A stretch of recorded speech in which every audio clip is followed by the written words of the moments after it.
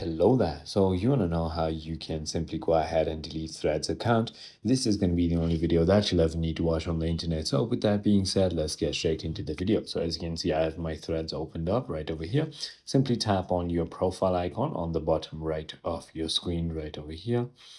And now once you've done that, what you need to do is simply go ahead and tap on the menu icon, which is going to be right over here. And now once you've done that, simply select the account tab right over here and then tap on deactivate or delete profile and simply go ahead and click on delete profile. It is as simple as that, but there are a couple important notes I need to let you know. So your profile is hidden for 30 days. Logging back within this time cancels the deletion. Also, after 30 days, the deletion is irreversible and you will need to create a new account to rejoin.